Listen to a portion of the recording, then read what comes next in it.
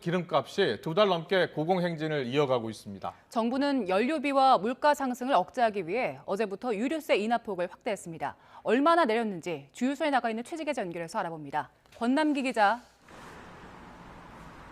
네, 경기 고양시 장항동의 주유소에 나와 있습니다. 요새 기름값 너무 비싼데요. 어제부터 유류세 인하 폭이 확대됐습니다. 그렇다면 이제 실제 주유소에서 체감이 될 수 있는 겁니까?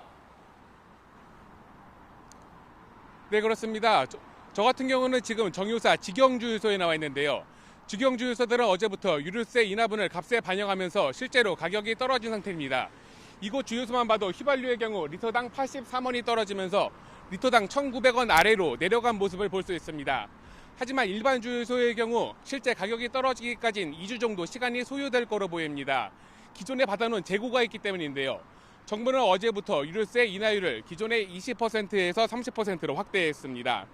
앞서 20%를 인하했을 때보다 휘발유는 최대 리터당 83원, 경유 58원, LPG 부탄은 21원까지 떨어질 수 있습니다. 추가 인하 기간은 7월까지입니다. 실제로 유류세 추가 인하 첫날인 어제 전국 평균 휘발유 값은 리터당 20원 정도 내려갔습니다. 주유소를 찾은 소비자들은 값이 조금은 떨어진 것 같지만 기름값이 고공행진을 이어온 만큼 여전히 비싸다는 반응이 대부분이었습니다. 직접 들어보시죠. 이 주유소가 다른 데보다 조금 더 떨어진 것 같아요. 그래서 일부러 찾아왔습니다. 너무 비싸가지고 뭐 움직이는 것도 사실은 쉽지가 않았거든요. 근데 지금은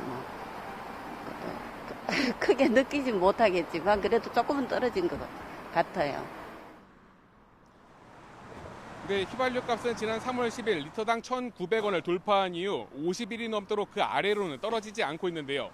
경유값 역시 한 달 넘게 리터당 1,900원을 오르락 내리락 하고 있습니다. 배럴당 100달러 선을 오가는 국제 유가의 영향이 가장 큽니다.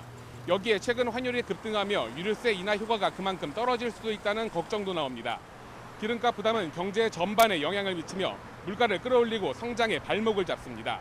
실제로 3월 소비자 물가가 10여 년 만에 4%를 넘기는 데는 기름값 상승의 영향이 컸는데요. 내일 발표될 예정인 지난달 물가 상승률은 4%를 훌쩍 넘길 수도 있다는 어두운 전망도 나옵니다. 지금까지 경기 고양시 장항동의 주유소에서 YTN 권남기입니다.